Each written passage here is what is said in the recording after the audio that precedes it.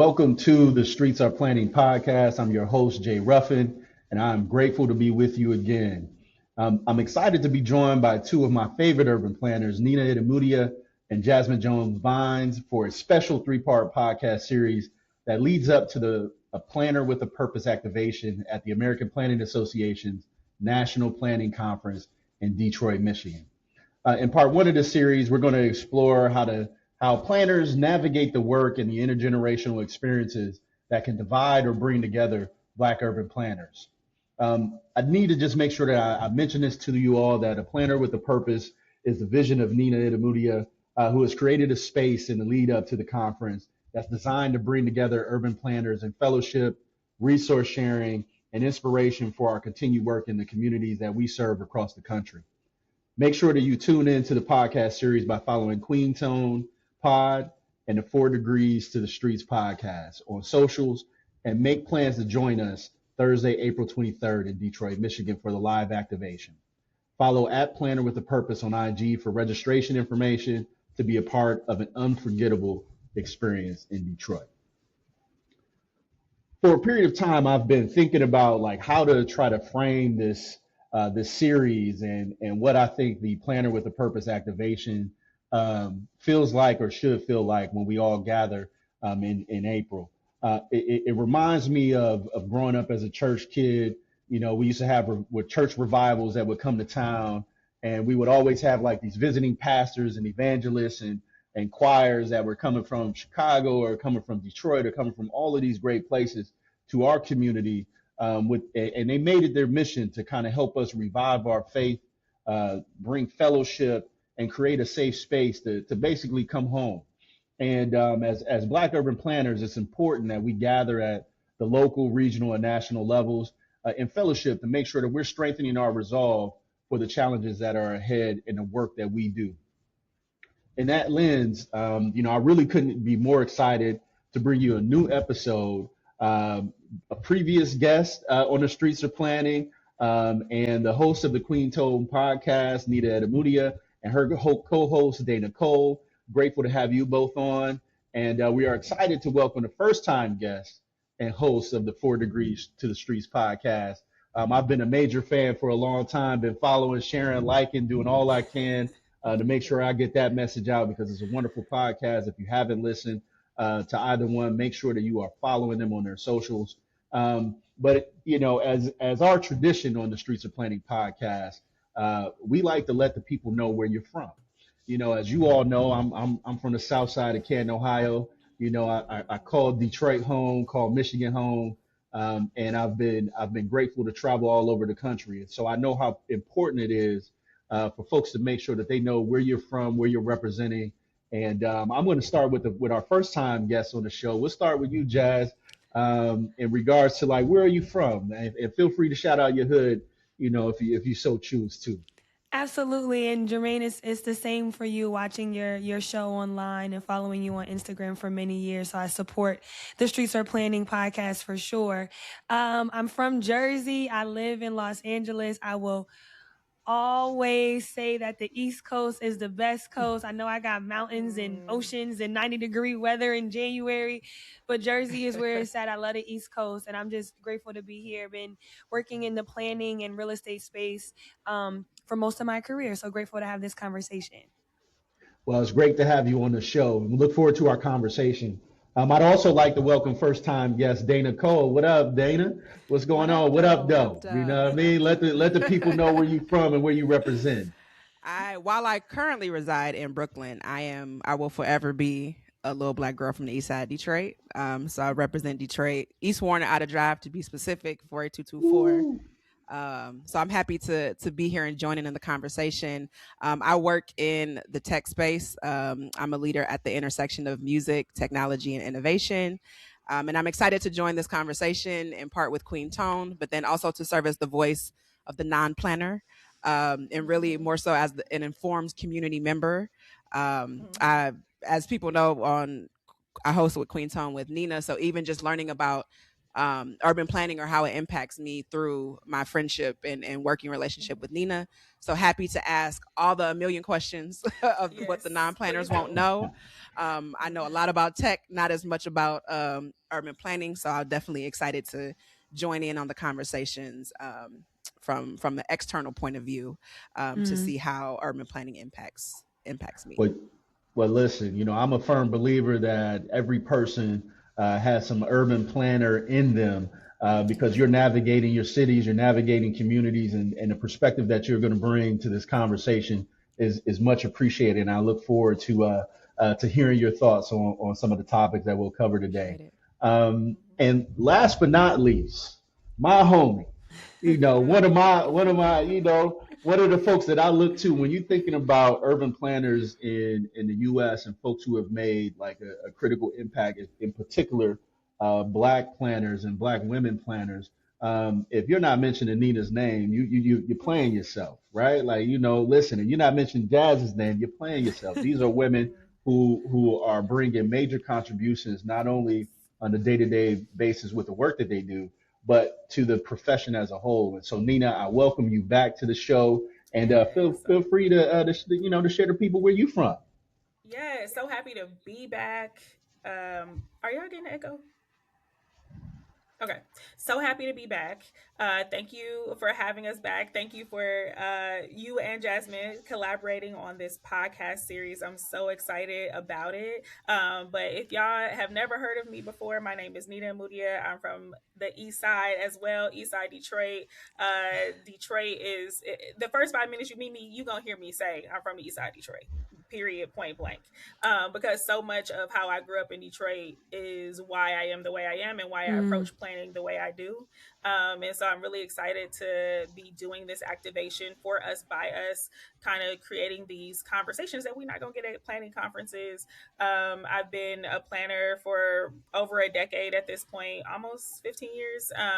And I've worked both in government, and now I run a nonprofit, a 50-year-old think and do tank that's anchored in Chicago. But recently I decided to found my own kind of company called A Planner with a Purpose. And that has always kind of been my moniker. Like I'm a planner with a purpose. Like I am here to do what I need to do to make sure that the next little Nina has more opportunities than I did. But also still grounded in the culture that Nina was grounded in. And so I think that that's beautiful. So however I can give back and create space, I do it. If you know me, again, it's not even about the words, it's about the action, and I'm about that action. And yeah, I'm really excited to be coming into this conversation, to this entire series. And thank you for having us, Jermaine. Yeah, listen, I'm grateful to share space with you all, and I'm really looking forward to a dynamic conversation. And when we first had conversations about putting this series together, I got to tell you, I was excited, but then at the same time, I'm like, oh man, this the pressure right now. It's like, how are we going to cover so many topics when you have such dynamic guests as you all? And so one of the things that I wanted to make sure that we touched on, that I thought was a really important part of some of our conversations previously, was this dynamic between relationships with urban planners in the space. When you have some of the OGs and you got some of the newer planners and folks in the mid-career space who all have different perspectives. But one of the things that I've learned over time is, when you enter this urban planning profession, a lot of us come to it not like we grew up like, hey, urban planner is what I wanted to be. It's kind of one of those things that we either stumbled into or we were introduced to in a different way. And so for you all, and we'll kick this off with you, Nina, just from your perspective, how did you come to the profession, and what were some of the the experiences that have shaped your early career and where you are today? So I would say, simply put, I'm a planner because I grew up as a girl from the east side of Detroit, taking public transit, trying to get to more opportunity, kind of seeing how, even though I didn't have the language back then, the degrees gave me that, but the reason I'm good at my job is because of my lived experience. And so now I can translate it in a way, because I didn't know what urban planning was until I got to college, but I knew what urban planning was from the day I was born in a specific zip code in a specific area that had already predetermined what opportunities I was going to have. And so like growing up on the east side of Detroit, going to school on to the suburbs, I saw the difference every single day. And that's when I started to ask questions. And that's when I got more curious about history, anthropology, social issues, to understand like what is the why behind the current circumstance. And now I know I'm neurodivergent, which is why I always need to know why before I do anything. I need to know the why. You are not And alone. so yeah, right. Now we all understand. Yeah. We all got the neurodivergence. And so just asking why, and then understanding that the why really is just a person making a decision based on their lived experience. So if a person can make decisions that dissect communities, disinvest from communities, perpetuate white supremacy, why can't I be the person to make the decision to counter that? And that's really Absolutely. how I got into the profession. And then like working in government was something that I thought was very much needed, to understand the rules of the game if I'm going to try to change them. And so that's why I spent my time in government. And now at a nonprofit, I'm able to better play that inside outside game, because instead of, community advocates going and getting a closed door, like, nope, that's not possible, that zoning, that thing you want, not possible. Now I speak the language, so you can't speak past me. Not only do I have the lived experience, but I speak your language, and I can see through the bullshit, or I can think through ways to where people see a challenge and then decide that they're going to stay with the status quo. I see a challenge and I say, oh, we can change this. And so yeah, that's how I came into the field. Man, that's really important. And Jasmine, was your experience the same, or how did you come into the urban planning space? Yeah, I think, and whenever I talk about people who are in the field of planning, I think a common thread amongst all of us is a curiosity about like why the thing that we're seeing, the landscape, whatever that landscape is, whether it's rural, whether it's urban, whether it's suburban, is the way that it is. And I think it also starts with traveling from one landscape, one environment to another, being able to see the differences and questioning why it's like that. So for me, I grew up in the suburbs with my grandparents, but my mom lived in the city, the largest city in New Jersey, the city of Newark, New Jersey. And so I would go to Newark every weekend. But in Jersey, where I was from in the suburbs, I was comfortable and safe, and my grandparents had no problem with me walking to the park or walking to the store or doing different things like that. But when I would go visit my mom in the city, I would notice that none of the parks were operable, or they would be locked at a certain time, or when they were open, the grass was all brown and the turf wasn't done, and it was different experiences. So I started to question that.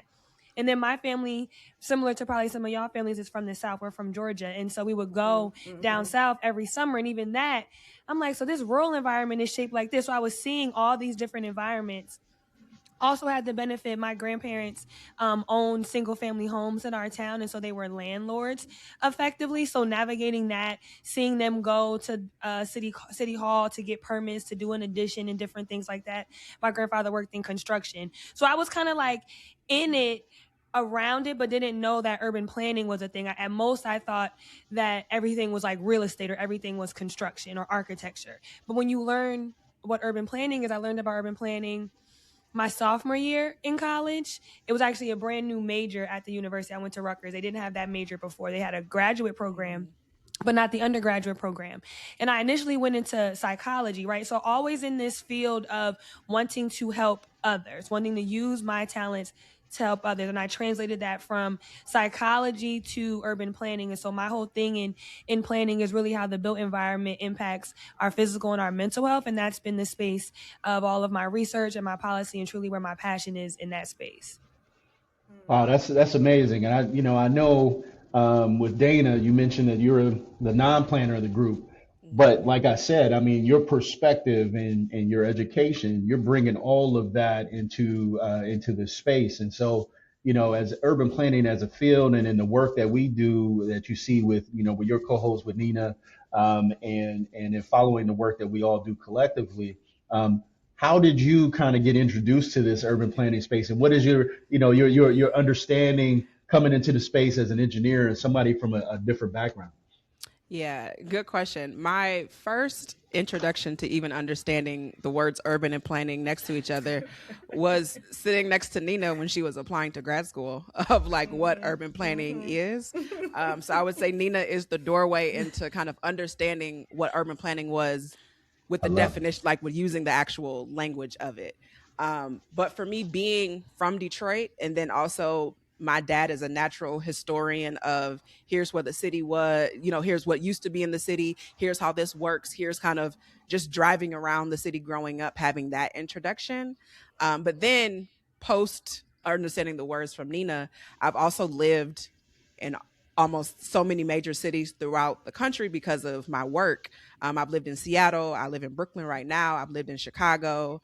I went to grad school at Duke in North Carolina. So my introduction to cities has been mainly being a part of the gentrification in these cities, but then also having a different feeling being from Detroit as Detroit is going through gentrification. So kind of that dichotomy of where I live, I am, depending on if you would call Black people gentrifiers, and some people have different conversations about that, but I benefit from the gentrification of these cities that I moved to because I am moving and can afford to live in these higher these places with higher rent. I am living in buildings that were previously displacing like the community, but then on the flip side, I'm from Detroit and I see how that's negatively impacting 99.9% of my family is in Detroit, if not in Mississippi and Georgia. So it's interesting now, coupled with the years of Nina talking about her career, just being her friend and podcast co-host. So kind of seeing how I am contributing or play a part into this, and then being able to have the proper language to say like, oh, this is a food desert. I actually learned what that was from Nina. Like, why can I find what I want around me? She's like, you may live in a food desert. And it's like, oh, girl, let me tell you. Yeah, she's like, let me tell you what that means. And I'm like, oh, look, it's language to the things that I'm witnessing and seeing, which then makes me more curious of like, well, how am I impacting the community when I move into these cities because of my job? Like, what can I be doing? And I would say, because I am Black and come from a very community-based culture and family, a lot of the things are default of like, oh, I come from a place, from a community. So even if I am contributing to the gentrification, how can I not add to, add to it on a personal level? Yeah, or undo. So yeah, I would say Nina and lived experience was my introduction. That sounds like a master's degree right there. Right. I run a strict program. Everybody got to know the topics. No, listen. My friends are always like, I feel like I learned so much, and because you're always talking. You might be in the car, you might go somewhere, you might hear them complain about traffic, and it's like, well, right. But the reason why. Let me get on my. Let me start talking on my soapbox. I can break it all down for you. Listen, at least the way that you were introduced to urban planner had context. I told my mom I was going to be an urban planner, and she was like, "Boy, what are you doing trying to plan parties? Is that? I know that ain't the profession you're trying to go into. You know what I mean?" So party promotion. she thought I was like, trying to do the party planner thing. So I really appreciate you sharing that perspective, because you mentioned a couple of topics that I know we're going to cover some of those in series 2, media literacy and some of the ways that folks can be involved. And then in the third part of the series, you mentioned gentrification, and I think that highlights some of these things that we're trying to bring to light, which is the systems and the institutions that, contribute to some of the things that impact our community. And so being able to understand it from the perspective of how we influence those systems and institutions and how we're impacted by them, is really the way that I came into the urban planning space, of like asking that question that Nina said was why, right? Like why is the system this way? And so, having some of those shared experiences, often is how a lot of us come into this urban planning field. But one of the things that's really become more pronounced, I think, over the last couple of years, as I've seen more and more, Black and brown folks come into the urban planning space, is that there's these intergenerational and, cross community kind of conversations that are taking place that, sometimes things get lost in communication, or they're lost in these kind of intergenerational dynamics. Now, we know that exists in a lot of different fields, but within urban planners, what would be some of the positive ways that you've had experiences with older Black planners or younger Black planners that you may have supported or may have supported you in entering the field and in the work that you're doing currently? Yeah, I mean, I can definitely start. When I decided to go into planning, I knew almost nothing. And then I moved across the country to a place that had no real connections except for the friends that I made at an internship in DC. So I was kind of coming into it being like, all right, I really got to explore this world, which I think was good for me because I really had to pour myself into it. And I'm the type of person, I mean, it's the Detroiter in me, it's the Delta in me, it's all sorts of things. I'm going to figure it out. Like, if I don't know it, I want to do it. I have a passion, I have a purpose, I'm going to figure it out. So part of that passion and purpose for me was to connect with other Black planners, if I could, planners of color as the next ring, and then go from there. And so I really started out going to American Planning Association conferences, especially in California, because the APA network is very robust, and trying to find people there, but I didn't see people who looked like me. And I remember there was a state conference, I want to say it was in Oakland, and I saw Angela Brooks in the hallway. Angela Brooks, which if you know Angela Brooks, she probably introduced you to this field or has helped you in some way. And I saw her passing me in the hallway, and I think I was like, oh, another Black woman. And I think I walked up to her and I said, hey, I haven't seen another Black woman. I think she was the keynote speaker at that time talking about housing. And I was like, I would love to connect with you. She lived in Chicago, I lived in LA. And to this day, she has been my mentor, sister, friend, and has helped me so much and has connected me with the greats of like Black folks in LA who have been doing this work. And so, yeah, just that was the entry point. And then from there, I started to cultivate a kind of network of Black planners in California, and then started to expand that as I started to go to national conferences.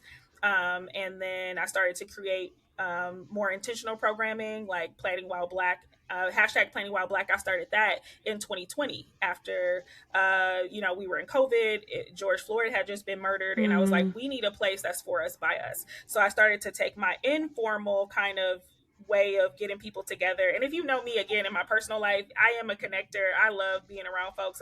I'm the host. I'm the house who hosts all the time. You can stay at my place. I'm happy to have a party. I'm happy to, because yes, that's just my spirit. And so I started taking that informal to more formal and creating programming at the conference, because I knew that Black folks and we may not have had the resources to get together on our own, but APA was the way, using that infrastructure where our employers were saying, yes, go to this thing. And then I would create Black spaces in those conferences. And then it just kind of expanded from there. And I think my pedagogy I've really learned from the OGs, and then creating Planning While Black introduced it to a new generation, because I'm a millennial. I was born in 1990. I came into the field in the mid 2010s. And so there wasn't a lot of space for us. And so I brought it to a new generation. And as time has gone on, it's grown beyond me, where people are inviting. Now we have a chat that has over 450 Black planners in it. And that's just from people adding people as they go to conferences and creating that space. So, yeah. Oh, is that yeah, no, my bad. Nope. So, Jasmine and Dayna, as you kind of navigate these spaces, what has been kind of your experience in being supported or educated in the space of urban planner by maybe folks who have been in the space for a while, or are there any types of folks who have mentored you or that you've mentored that have had an impact on your career so far? Dayna, you want to go? I'll say, for me, again, most of my understanding of urban planning is through Nina. So I think more so, while she's not older and kind of more older than me in it, is more informed of, hey, I just moved to Seattle and I'm noticing there's a high homeless population where I'm living. Being able to research that and say, oh, this has been going on for whatever. And her being able to give me the context of, oh, well, this is what's actually being able to go on, or what's actually going on. I think that, and then again, I had mentioned from my dad, who is an unofficial historian of the city of Detroit. So even having his like perspective on, I know, like redoing the train station, and here's the why behind it. Here's the people who bought it. Here's the people who fund what's going on in the city. Like when you see these names and you see like being able to understand what's going on, and from his perspective, he works in sales, so it's not he has a understanding in urban planning, but more so a curiosity of his city.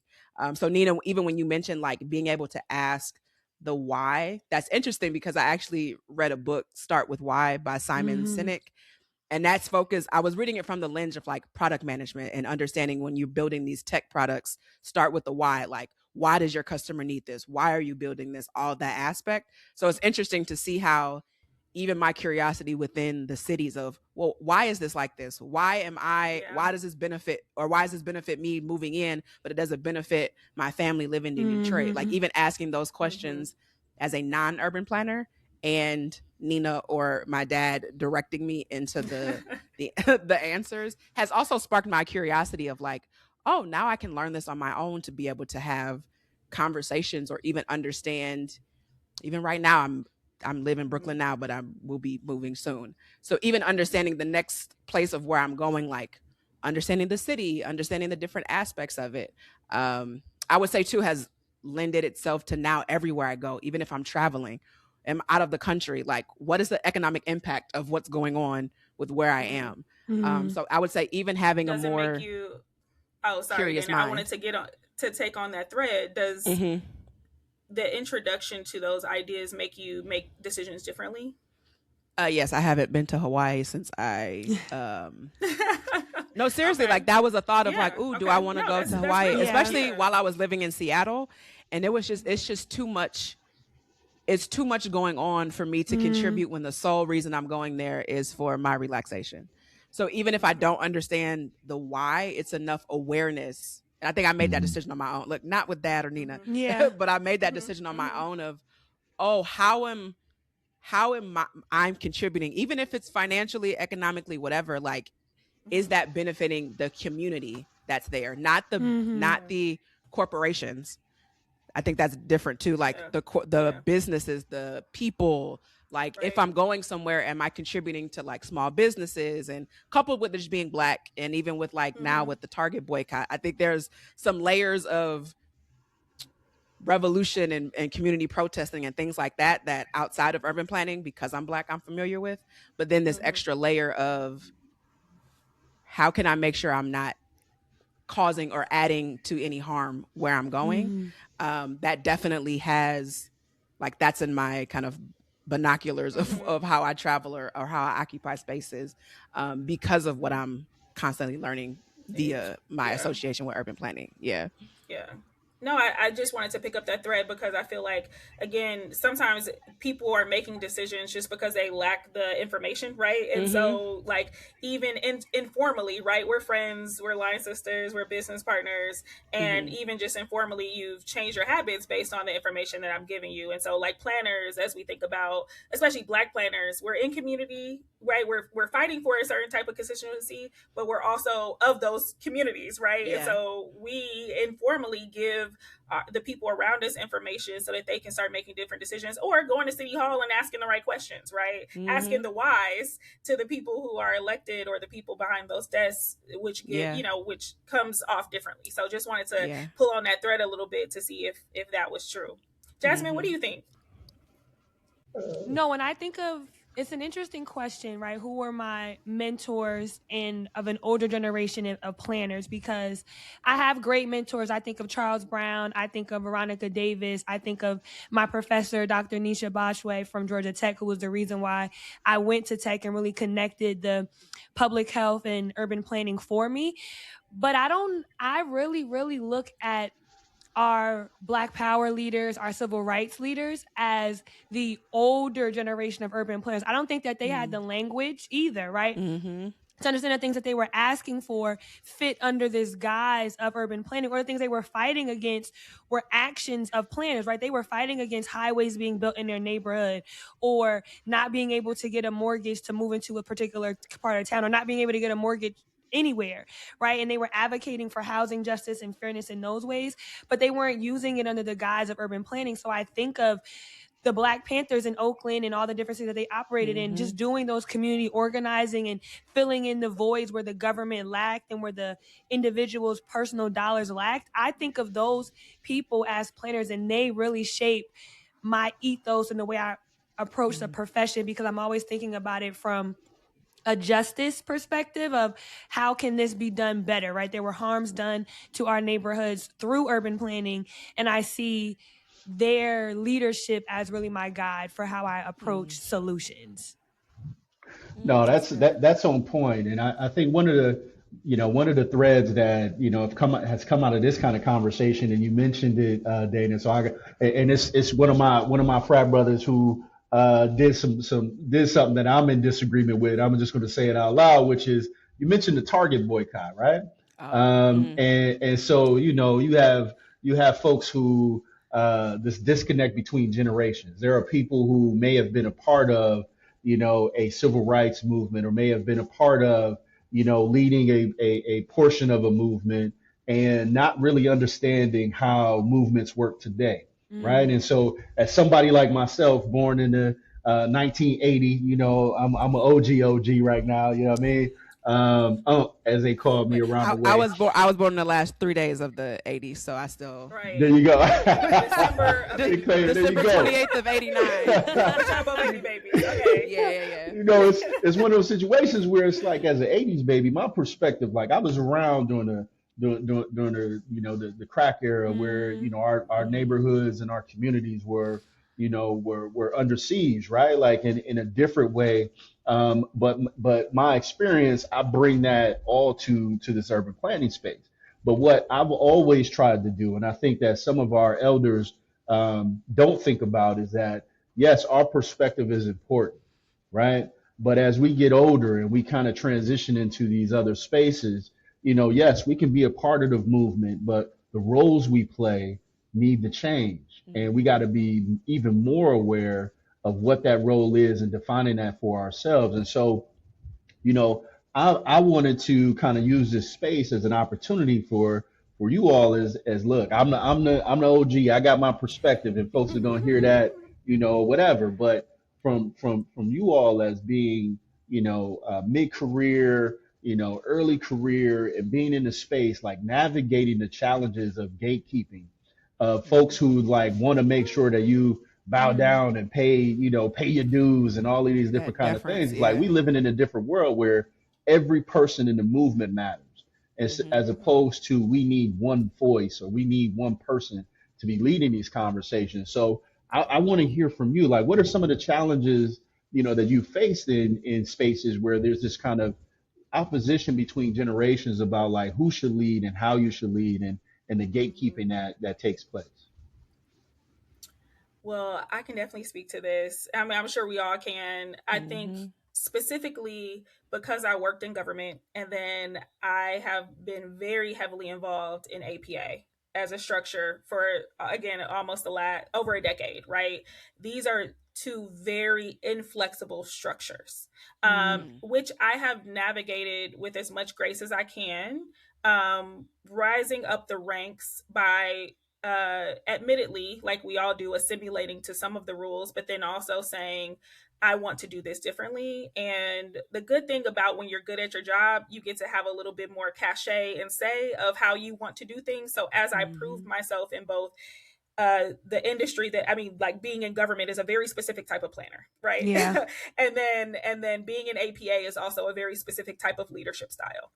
I've been able to work my way up those ranks without, in my terms, sacrificing too much of myself. And when I did, I decided to. I was on the National Planning Board, and I actually bowed out 2 years earlier, this past December, because I just wasn't. It just was no longer values aligned, and I could no longer make excuses for the harmful behavior that the organization was perpetuating, specifically towards me and our members. And I think there were times, like I remember the first time I wear my hair super natural, like I wore it in like an afro, kind of like Jasmine's afro. And I remember one of my mentors, who I love, and she's still a mentor to me. She was like, "Oh, you look very," I forget what term she used, but like authentic, or like it was like an undertone of a, "Oh, you came to work real black today," was the undertone. And I was like, yes, She yes, called you sounds of blackness. Not just today, she every did. day. That's how you supposed to show up. Sounds of blackness in the building today. And it was as simple as that, right? So a hairstyle, and she was like, "Oh, you sure you want to, like, you usually wear?" I'm like, "Nope, I ran, so I mean, like, you ran so I could run." Up to something even more serious, where in APA I had a disagreement with my mentor, and it was very stark, and getting feedback or criticism saying, "Oh, the way you are talking to people or emailing people, or the way you are trying to hold people accountable, I don't agree with." And me being like, again, you ran so I could run, and respectfully, we are in disagreement by the harm that is being caused and how to call out that harm. And I am using the same mechanisms that they give these white people, but you see, you can't deny that they are not allowing me to use this system in the same way they let other people within power use the system, right? I'm going through the systems, I'm going through the channels, I'm filing the reports, I'm sending the email with the keywords, you know, and saying like the discrimination is still there even when you follow their rules. And I think lately that is something that I've had to come to a head with, even as a leader for my own organization that's 50 years old. And I am, again, squarely millennial, supervising five generations: boomers, Xers, millennials, Gen Z. I don't have no Gen Alpha, so 4 generations of people. And even that is a task in itself, right? Because everybody has a different understanding. It's like, do we talk about the genocide that's happening in Palestine? Well, I had people say, don't touch that with a 10-foot pole. And then I have other people who are saying, we have to talk about this because the global, what's happening globally affects the work that we do locally. And I agree, right? But I also understand how capitalism works. And I also understand. So it's like me trying to bring everybody along and say, like, how do we get towards what we all want, right? Because we ultimately are values aligned, but we have to start listening to each other and not holding on to our preconceived notions about certain aspects of how to approach the work, and then also being humble enough to learn from our predecessors and take what's useful and be honest about what's not. And then we need to talk to each other and keep moving. So but like, again, my experience has been in very structured, very rigid systems. And that's kind of been my way of navigating through them. So yeah, Jasmine, Dayna, what are yours experience? Yeah, I think the biggest thing for me in dealing with, and it's interesting because I have the same, where I have like Gen X beneath me. I'm a millennial, and Gen X beneath me. And then I have some boomers, but I also have some latest and greatest above me also, with my grandparents who are in their 90s. So there's an interesting dynamic between the older generation feeling that some of the things I advocate for, I'm asking for, are a bit out there, right? They've dealt with so much harm, so much neglect, so much promises unfulfilled by our government that they're scarred, and rightfully so. And they're distrusting of certain systems. And then I have generations beneath me who want to scrap everything and don't listen to nothing and do it all over again. And so trying to thread that balance between actionable things that are today that might be pushing the needle, and actionable things today that get us started to some of those more progressive things that the younger generation does want to see happen. I agree with them on, but I know that things take time and you got to work through the individual pieces. But at the same things, Nina, I think anytime you show up as a Black person, especially as a Black woman, into a space where you are knowledgeable and you have the language and you have the degrees, and you have the experience. You right, you talk about having a decade of experience and more, you're still going to be questioned. People are still not going to believe what you're saying, or agree with what you're saying, or double check your work. And that's fine and dandy because you know that you've done your due diligence. But it's another thing when that's used as a way to discredit you, or used as a way to not pursue the thing that you're asking for, the thing that you're challenging, because you can't be impartial. I've gotten that a lot, that because I'm a Black person and something might be happening in a Black neighborhood, that I can't be impartial to it. I might have too many emotions around it. And I always feel like in planning, some cities, I know in the city of Newark, you have to live in the city to work in the planning department, and in other cities like that. And so to me, that's important, right? You should care about the neighborhood deeply that you're planning for, you're designing for, you're making decisions around. I think it's bad planning when you do it and you've never been there, you've never talked to someone who lives there. So it's a thin line with a lot of those challenges. That's interesting. Yeah, I didn't even stop to think of like, oh, and not every city you could be from a suburb and then move to an inner city and have opinions on what's going on and what to do and where this should go. Yeah, Detroit, that's what I'm like. Detroit used to have. Sorry, this is just a fun fact. Detroit used to have a requirement for like city employees to live in the city, but then, of course, because of white flight and kind of disinvestment, and there was a large movement from police and fire to have the ability to live outside the city. And so, I want to say for the last, I don't want to misquote. Maybe it's 1980s, 1990s. They've been able to live outside the city. So there was a lot of people who lived in the suburbs or whatever. New York. As a community member, how can I revert that in Detroit? Well, that was a state. I think it was a state. What do I need to vote on? I want to say it's like a state statute now, so we would have to reverse a state law. But yeah, I mean, it happens. In New York, as a community member, can I reverse a state law? You can. Yes, you can lobby to reverse a state law. Absolutely. The same way they lobby to change the law to what it is right now, it can absolutely do it to do the reverse. It's interesting in New York City, every department but the police have to live in the city. The police is the only department that doesn't. So you could be a NYPD officer and live in New Jersey. You can live in Westchester. And I think that if anybody need to live in the city, it should be y'all with the guns. But that's my perspective. Absolutely. Absolutely. I think it's that perspective of like, this is not the community I police. This is the community I live in. There's a different perspective that we absolutely need to have in some of these spaces. And so I couldn't agree more about that. You know, the requirement of living in the city and that you serve, right? Like, I think that's one of those pieces that creates a disconnect and creates a power dynamic that, you know, as opposed to like, hey, these are the things that I'm doing in support of my neighbors. This is the stuff that I'm doing in support of the population that I'm managing, right? As opposed to I'm serving. So those kind of perspectives change. But I really appreciate, you know, the thoughts from you all, because as being an older planner, and coming to this work from a different light and perspective, I had to deal with some of the, you know, the gatekeeping components of this work as well.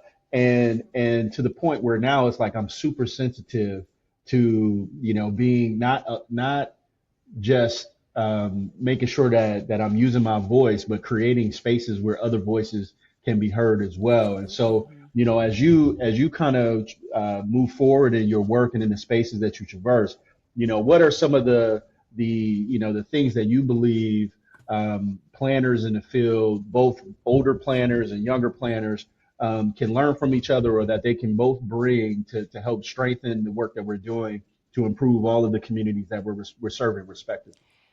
I'll start because I think me and my cousins have been having this conversation a lot with the younger generation. I think that because of the internet, because of AI, it's easy for someone who might be 18, 19, 21 to feel like they don't need to spend the time listening to someone who's much older than them, someone who's in their 50s or their 60s, because they can just Google it. They could just ask AI. Like, that person's information is on the internet. But I would challenge all of us and encourage all of us to really sit with our elders and really ask them questions. What was this like for you? How did you navigate this? How did y'all actually overcome this? When this was happening, what was your role? What were you experiencing? Because all of our stories, right, the stories of Black people who lived in urban areas are not documented accurately. They're not captured in the archives or in the history. And we're going to need that moving forward. We're going to need their, what's it called? You don't want to have, when someone leaves a company and you lose that knowledge, like the knowledge transfer, we don't want that knowledge transfer to be lost, because our knowledge is not being documented and saved and stored and 100%. translated across into AI. It's it's story based, it's archival, it's in your house, it's in that box in your grandma's basement. Like that's the stuff that we need to written in her really keep Bibles. track of. Yes, exactly. Yes. Like you need to keep track of those things. And just because that person who you might talk to may have done some things in their past, they're not going to be perfect, doesn't mean that their experience isn't valid or isn't real, or the way that they contributed to society, even with their flaws, can be ignored. Yeah, I definitely agree with that. And even from a non-planning perspective, but even of just, it's funny, I'm on my dad's side, I've been sitting with my aunt who's well into her 70s with a voice note, pressing record, saying, tell me about your parents, tell me about this, of like really that first-hand experience knowledge. And even from Jasmine, you were mentioning like with AI and things on the internet, we were all alive for 9/11, right? And even if you watch all the documentaries of what actually happened at that event, your own lived experience, and I was in this, I was here, I was on the radio, I was at school doing whatever, that's a different perspective than even if you watch all the different like documentaries and things like that. My perspective, I was in middle school compared to my father's, compared to my grandfather. Like even my grandfather's view of that was like, oh, it's another thing, because he was 80 at the time. So all of that as a black man in America, like his perspective on events, given his pre-context of what led up to that, informs what he's thinking. So if I think of just life events and how getting that wisdom from our elders, and also I'm a proponent of take the meat and leave the bones. So what what information can I get, the wisdom from the previous generations, but take out some of the misogynoir, some of the, you thought that way because you had to think this way, or like you're a 70-year-old man, so your concept of me coming in being a woman is like you need time to process that. Take that time, but leave those opinions outside of the conversation that we're having. And even with generations younger than us, like still they have fresh ideas. They're not jaded by 70 years of trying to do something and being, of cities pain, being burned down. Yeah, of pain, of trauma, of all of that. They have fresh ideas that may need the wisdom to be able to implement them. So even being able to take all of that is beneficial. And then also noting, even sometimes my opinions on things as a millennial, I can have a thought and say, "Ooh, I was raised by boomers, and this is a boomer thought," and I need to check myself of like, even working with Gen Z at work, it's like, "Ooh, I know like we want to have work-life balance, but the work got to be in the balance too, y'all. Y'all got to do something. Like, the work has to be in the balance. Y'all got to do something. It can't be all vibes, guys. Like it can't be all vibes. Oh my God, the work has to and be like in the balance. of I understand where they're coming from, right? And I'm trying to be the change I want to see in this workplace, but like you gotta give me something. So I think kind of having all of that in frame of this, it helps to add to like, take the meat and leave the bones. That's a great vegans, saying that too. Means look, for the vegans, that means take the good part and leave the other stuff. I don't know what it means for vegans. Just eat around it. Take the cauliflower, leave the wings. Yeah, for me, I love what y'all are saying about like definitely looking at the past, looking to the people who are literally right next to us. Like my mama's basement has flooded every year. Like there are people within our lives who we can ask about their experience, and it helps to inform us. I think for me, my personal pedagogy has been like to learn from my elders, take the meat and leave the bones, like you said, and then pass that on to the next generation. So a few ways that I do this is I was able to create a course at the University of Chicago called Leading for Change, which is exactly parallel to my career, which has been working in very inflexible institutions, but understanding how to have a transformational leadership pedagogy as I navigate those places. And so I'm working with undergraduate students. It's in his fourth year now, and Jermaine always comes through because in this class, I take them on a field trip to Detroit for a whole weekend to have them engage from Chicago partners from Chicago, right? I'm taking them out of the context in which they're learning planning and putting them in a different context on purpose. One, because I think Detroit has a lot of great great things to learn about how leadership decisions translate into the built environment. And then two, to get them out that context so they are forced to engage with the public in a way that they have not been taught. I mean, planning curriculum is like any other curriculum. It is based on kind of the prescriptive white male gaze, and it has improved over time, but obviously it is not rooted in that. So to even, a lot of people have never even had a Black woman professor before teaching a planning course. And I specifically focused on leadership because that is something that you don't learn in school. And so many planners have done harm because they do not have leadership skills or interpersonal skills or understand how to translate the values of community members earnestly into policy and process and culture change. And so that is something that I really enjoy and something that was really important to me. I know not everybody can teach a university course. So, you know, obviously there are other ways. So like at the conference, like I mentioned, I do Planning While Black, and that was my way of getting generational perspectives on a particular topic. So I mean, at this point, I've done so many I can't even name, but we had one about affordable housing and how do we, you know, in this post COVID world, how do we work together to make sure that we can keep the momentum that we had during COVID now that things are being walked back? And that was multi-generational panel.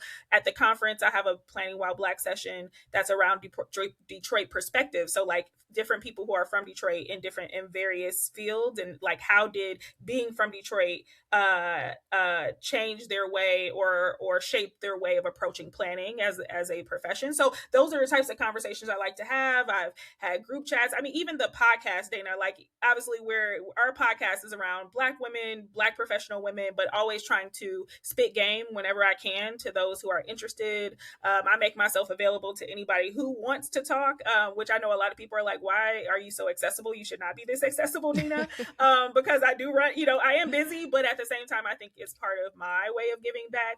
And then I just started a Substack in which I have really been explicit about the uncomfortable parts of what it means to be in this profession as a Black woman. And at first I was like, oh, like, how is this going to go? How are people going to perceive this? But so many, especially Black women who are in this industry, have reached out to me to say, thank you for being so raw. Thank you for being so honest. You are, you know, I could have written this piece, or you have given me a new perspective, and I'm coming into the field and now I have a different way of looking at it. Because for me, and I know for some Black folks, it's like, oh, we handle all of our mess in the dark. Like we don't call out institutions publicly. We don't, because we're scared of our reputations being hit. We're scared of being blackballed, which is something that I've had to come to terms with too, of accepting I will be blackballed in some circles, but I would rather do good by sharing my story than to not. And so I think those are all ways that all of us can control, all of us on this call, but all of us listening, we could get to control how our narrative is explained, and what information we're able to give the next generation so that they can make better decisions. And so I think that that's something that, again, we should all be doing no matter what generation we're in, because there's always somebody who can learn from us based on our lived experiences. You know, I couldn't agree more. And I think that one of the things that I always encourage planners, whether they're older planners, younger planners, and just community members as a whole, is like, if you're coming into a community, the first thing that you're supposed to do is be quiet and listen, right? You need to get the perspective of those folks who are in that space and their understanding of what their space and what it means to them, how they're navigating that space. What are some of the challenges? What are the positives?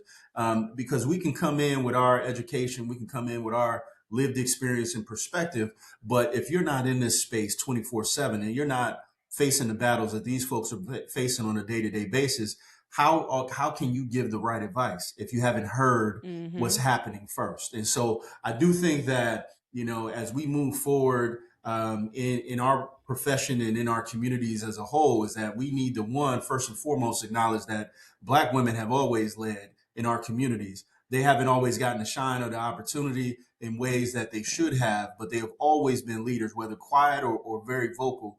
And without them, and without you all on this call being in these spaces, navigating and leading in the way that you do, we wouldn't see the progress that we've seen in our profession. And I can guarantee you, moving forward, that we won't be successful in the work we do without you. So I want to just say thank you for being on this podcast with me today. Thank you for sharing space with me. And as we kind of move the close here today, I just got to say this for those folks who are listening, to those folks who are looking for the message that you can receive when you come to the Planner with a Purpose activation in April, is that always remember that we must ensure that we build these bridges between the OGs, the folks who have made career emergent planners, that we know that there are valuable lessons in all of those spaces. When you were a younger planner, you got lessons. You're a mid-career planner, you're an older planner. There are lessons to be learned. And I think in particular for those older planners who are in the space, we don't know everything. We need to make sure that we are listening with our ears, opening up our minds and hearts to the new generation strategy and the way that they're looking to move things, because quite frankly, we need them for the future of this field. And when we're old and gray and kind of sitting in some of these neighborhoods, or you're retired and you're looking around and the neighborhoods are still going to be moving, and you want to make sure that you had a role in helping to influence that in a positive way and not take advantage of trying to keep old ideas and old ideals leading when they have no place in our profession. So just wanted to just make sure that we say that. Looking forward to seeing you all. Make sure that you're following the Planner with a Purpose for updates on the activation that's going to be in Detroit. Again, starting Thursday, April 23rd. And no matter where you're listening, remember, anytime, anywhere, any place, the streets are planning. This episode is part one of a 3-part special podcast collaboration series, bringing together 3 platforms that explore culture, community, and the future of our cities while centering voices of the marginalized. This collaboration series leads up to a Planner with a Purpose's activation weekend in Detroit, where planners, creatives, and community leaders will come together to explore how planning, culture, and community storytelling intersect, taking place during the National Planning Conference for the American Planning Association. A Planner with a Purpose is a curated set of experiences designed to support planners and civic leaders navigating an increasingly complex and demanding moment. Grounded in care, clarity, and collective power, the event creates space for honest conversation, practical tools, and connection beyond traditional professional programming. Be sure to join us starting on Thursday, April 23rd in Detroit, Michigan. For more information on the weekend, follow at Planner with a Purpose on TikTok and IG. The series is a collaboration between the Streets Are Planning podcast in part 1, Queen Tone for part 2, and 4 Degrees to the Streets closing out part 3. The Streets Are Planning podcast is hosted by Jermaine Ruffin. Be sure to follow at The Streets Are Planning on IG. Queen Tone is hosted by Dayna Cole and Nina Idemudia. Be sure to follow them at Queen Tone Pod. 4 Degrees to the Streets is hosted by Jasmine Jones-Bynes. Check out her at the 4 Degrees Pod on IG, YouTube, and Substack. This collaboration series is produced and edited by Dayna Cole of Dayna Co. LLC, Audio Consultancy. Thank you for listening, and we look forward to continuing the conversation across all 3 podcasts.